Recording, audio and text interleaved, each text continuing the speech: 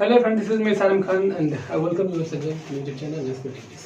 और आज हम आपके सामने हाजिर हुए हैं एक नए किस्म के वीडियो के साथ। देखिए, जो हमारा स्पोकन सीरीज के साथ जो वीडियोस आ रहे हैं वो तो आते रहेंगे, साथ ही साथ में आज हम आपके सामने एक और नई सीरीज शुरू कर रहे हैं और इसके तहत हम ना आपको डिफरेंट काइंड्स ऑफ ट्रांसलेशन बताना सिखाएंगे, क्योंकि ट्रांसलेशन काफी इंपॉर्टेंट होता है इंग्लिश में।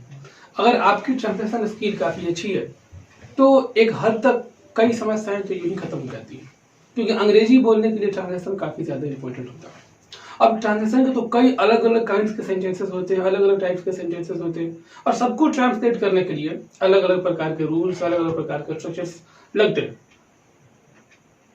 टेंस का वो जो 16 या 17 जो भी हमने स्ट्रक्चर पढ़ा है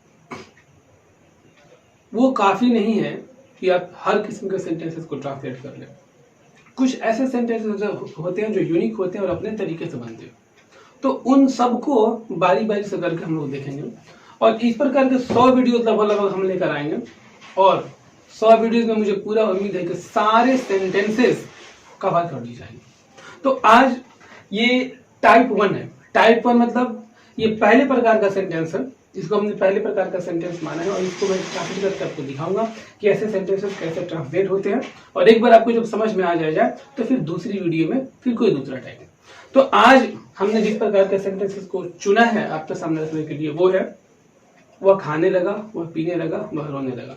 देखिए, ऐसे सेंटेंसेस को बनाने के कई तरीके हो सकते हैं। आप स्टार्टेड का प्रयोग करके बना सकते हैं, बिगैन का प्रयोग करके बना सकते हैं, लेकिन जो सबसे ज्यादा मशहूर है, जो सबसे ज्यादा प्रचलित है, वो है बिगैन का यूज करके इसको बनाना। अब एक चीज देखिए, अगर सेंटेंस हो कि वह खाने लगा तो इसको ट्रांसलेट करते हैं ही बिगैन टू ईट करके। ये आपको ऑलरेडी पता होगा, लेकिन इसके पीछे मैकेनिज्म क्या है मैं आपको समझाने जा रहा हूं। देखिए, जब आप कहते हैं कि वह खाने लगा, एक्चुअली ये पास्ट इंडिफिनिट का सेंटेंस होता है। आप अंत में गाय और घी देकर थोड़ा सा कंफ्यूज हो गए होंगे और आपको ये लग रहा होगा कि फ्यूचर इंडिफिनिट का सेंटेंस है, तो ये आपका मिसकंसेप्शन है, आपकी गलतफहमी है, गलत अवधारणा है आपका। जब आप कहते हैं कि वह खाने लगा, what does it mean? It means that some sort of action started in the past, यानी ये काम पास्ट में शुरू हुआ है ना। जब आप कहते हैं कि राम हंसने लगा, इट मीन्स व्हाट? कभी पास्ट में राम हंसा होगा। राम हंसने लगा का मतलब ये होता है कि राम ने हंसने का काम शुरू किया। आपने कुछ किया, ये कुछ हुआ और राम ने हंसने का काम शुरू कर दिया। तो वह खाने लगा का मतलब है कि उसने खाने का काम शुरू किया, और इस प्रकार से यह सेंटेंस पास्ट इंडेफिनिट का हो जाता है। अब जब ये पास्ट इंडेफिनिट का है तो ये अफर्मेटिव है, ये निगेटिव है, ये इंट्रोगेटिव है और ये इंट्रोगेटिव बी है। और अब इसलिए इसको ट्रांसलेट करने के लिए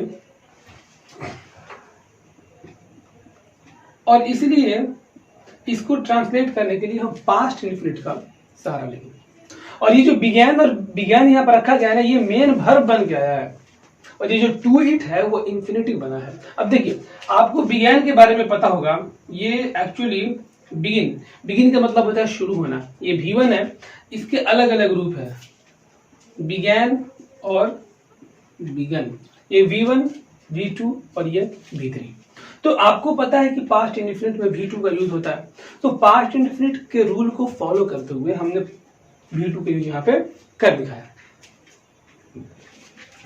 he began subject plus V2, past indefinite का ये इंडिकेशन है, पास्ट इंडेफिनिट का सिंबल है, सब्जेक्ट प्लस V2। और ये जो टू इट है वो इंफिनिटिव बन चुका है। इंफिनिटिव क्या होता है मैं थोड़ा सा बता दूं आपको, है ना, मैं बाद में इंफिनिटिव समझाऊंगा, पूरा डिटेल वीडियो आएगा इंफिनिटिव पे।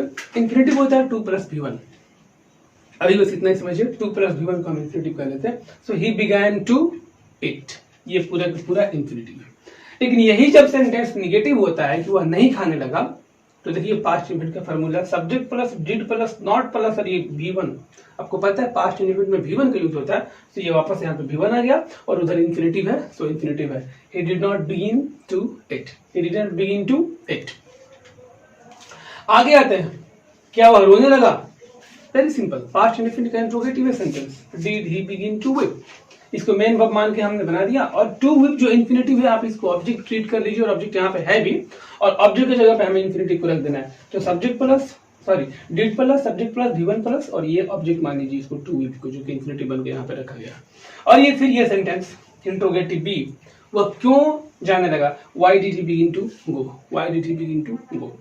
तो देखिए आपने किताबों में इस प्रकार के सेंटेंसेस को देखा होगा। आमतौर पे ये जो निगेटिव और इंट्रोगेटिव सेंटेंसेस होते हैं वो नहीं बताया जाता, सिर्फ अफर्मेटिव सेंटेंस बना के आपके सामने रख दिया जाता है और आपको ये लगने लगता है कि एक नया स्ट्रक्चर है। ये कोई नया स्ट्रक्चर नहीं है, ये पास्ट इंडेफिनिट का सेंटेंस, ये थोड़ा सा अपना चेहरा, थोड़ा सा अपना रूप यहाँ पे बदला हुआ है। तो हमने आपको समझाया कि पास्ट इंडेफिनिट में इसके कैसे अलग अलग प्रकार के यूजेस हो सकते हैं, लेकिन सिर्फ पास्ट इंडेफिनिट में नहीं, पास्ट ही में क्यों, आइए हम इसको फ्यूचर में भी देखते हैं और आइए हम इसको प्रेजेंट में भी देखते हैं, ताकि हमारा जो कंसेप्ट हो काफी गहरा हो, काफी डीप हो। तो चलिए देखते हैं। अब हम इन सारे पास्ट इंडेफिनिट के सेंटेंसेस को ना प्रेजेंट इंडेफिनिट का सेंटेंस बना देते हैं। आइए, और ये प्रेजेंट इंडेफिनिट का सेंटेंस कैसे बनेगा आपको पता है, बस इसमें हम एक काम कर दें, ऐसे कर दें, वो खाने लगता है, वह खाने लगता है, वह खाने नहीं, वह खाने नहीं लगता। क्या वो खाने लगता है,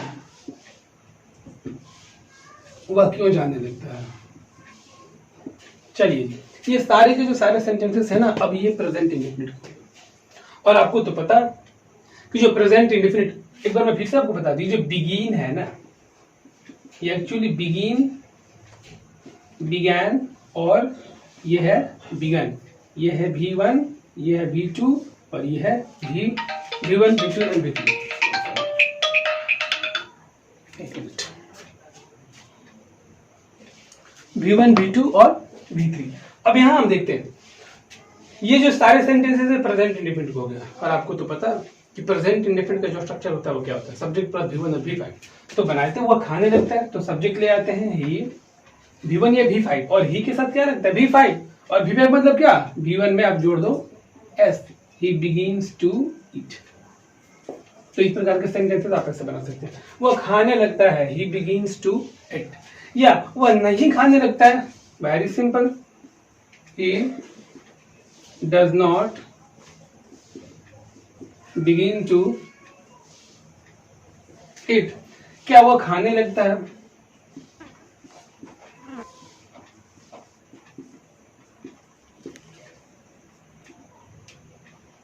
वह क्यों खाने लगता है।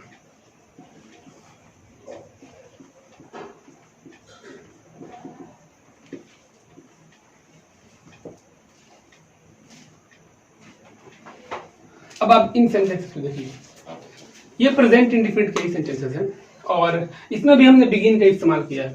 अब यहाँ पे आप देखिए, जो बिगिन है अपने V5 के रूप में, यानी he begins to V1, he begins to eat, subject plus V5, subject plus V5, present indefinite है तो he does not begin to eat, does he begin to eat, why does he begin to eat। यानी very simple, जहां पे verb है वहां पे आपने begin का यूज कर दिया, और ये जो टू इट हुआ वो इंफिनिटिव बन चुका है, या यूं कहिए कि वो ऑब्जेक्ट बन गया है। तो जिस प्रकार से इस बिगैन का इस्तेमाल आपने पास्ट इंडेफिनिट में किया, ठीक उसी प्रकार से इसका इस्तेमाल प्रेजेंट इंडेफिनिट में भी हो सकता है। आपको बस ये जानना है कि जैसे लगता है, लगती है, अगर सेंटेंस में आपको दिखाई दे तो वहां पे मेन वर्ब के तौर पे बिगिन का इस्तेमाल करना है, और जब मेन वर्ब के तौर पे बिगिन का इस्तेमाल होगा तो टेंस के हिसाब से जो चेंजेस उसमें लगते हैं वो चेंजेस होते जाएंगे। जहां पर इसका V1 लगना है V1 लगेगा, जहां पर इसका V2 लगना है V2 लगेगा। एक और चीज मैं बता दूं आपको, एक और चीज ये हो सकता है कि इसका यूज फ्यूचर में भी हो सकता है, और वो कैसे, यहीं से चेंज कर लेते हैं, ज्यादा लिखने की जरूरत भी नहीं है।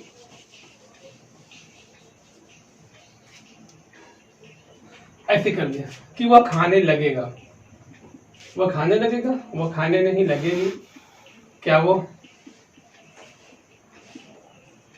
रोने लगेगी, वह क्यों जाने लगेगी। चलिए जी, ये आपके सेंटेंसेस हो गए 4 प्रकार, ये सारे के सारे फ्यूचर के। बस उसी फार्मूला पे ले, ये आपको जो फार्मूला पता है, तो पहले सब्जेक्ट यानी he will begin to eat, वह नहीं खाने लगेगी, she will not begin to eat, क्या वह रोने लगेगी, will she begin to weep, वह क्यों जाने लगेगी। why will she begin to go। तो अब देखिए इस प्रकार के जो सेंटेंसेस है ना वो फ्यूचर में भी पॉसिबल है। आपको ये नहीं सोचना है कि बिगेन जो है वो एक सिर्फ शब्द है और उसका इस्तेमाल सिर्फ पास्ट के सेंटेंसेस को बनाने के लिए होता है। जी बिल्कुल नहीं, वो एक वर्ब है और उसके रूप को अगर बदल दिया जाए V1, V2, V3, V4, V5 देखा जाए तो ये अलग अलग टेंसेस में अलग अलग प्रकार के सेंटेंसेस को ट्रांसलेट करने के लिए युक्त हो सकती है, प्रयुक्त हो सकते हैं। अब यहाँ पे देखिए वो खाने लगेगा, आपको पता है future indefinite subject plus adjective plus V1, बाकी का जो इंफिनिटिव है वो ऑब्जेक्ट बन गया समझ लीजिए। यहाँ पे she will not begin to eat, begin यहाँ पे V1 है, यहाँ पर भी बिगिन V1 है, यहाँ पर भी बिगिन V1 है। यानी फ्यूचर इंडेफिनिट में तो सिर्फ V1 ही का प्रयोग होता है, तो जहां वर्ब का प्रयोग होता है वहां पर ये बिगिन का प्रयोग हुआ है। तो आप देख लीजिए बिगिन का इस्तेमाल सिर्फ बिगैन के तौर पे नहीं, बल्कि अगर हम इसके अगर कंसेप्ट को नहीं समझेंगे ना तो सिर्फ आप इसको एक पास्ट इंडेफिनिट के सेंटेंस को ट्रांसलेट करने का वर्ड मान के रह लेंगे। लेकिन अगर आप इस कंसेप्ट को समझते हैं तो आप खुद समझ लीजिए कि इससे कितने अलग अलग प्रकार के सेंटेंसेस को आप ट्रांसलेट कर सकते हैं। आप सिर्फ ये समझ लीजिए कि इसके इतने रूप हैं और इतने रूप का प्रयोग आप उसके टेंस के हिसाब से कर लीजिए। अब आप हमें ये बताइए कि जो मैंने ये बिगिन का यूज आपको बताया ये पूरी तरीके से क्लियर है कि नहीं, और अगर क्लियर है तो ठीक ही। अगर क्लियर है तो मतलब आपने पसंद किया, अगर आपने पसंद किया तो थोड़ा सा कमेंट सेक्शन में आके अपनी पसंदगी, अब जो आपकी जो ये पसंद है ना इसको थोड़ा सा जाहिर भी कीजिए और लाइक वगैरह कीजिए, थोड़ा सा कमेंट्स वगैरह किया कीजिए। इसके बाद जो हमारा अगला वीडियो आएगा उसमें हम टाइप 2 लेकर आएंगे। ये टाइप 1 था, टाइप 2 लेकर आएंगे और टाइप 2 में भी कुछ ऐसा सेंटेंसेस, उस प्रकार के सेंटेंसेस लेके आएंगे जो जिन्हें ट्रांसलेट करना काफी हद होता है, काफी मतलब मुश्किल होता है, काफी डिफिकल्ट होता है। तो जब उस वीडियो में आए तो हम पूरा उम्मीद है कि सारे प्रॉब्लम को सॉल्व करने की पूरी कोशिश करेंगे। सो इसी बातें के साथ आज विदा लेते हैं। Thank you and bye.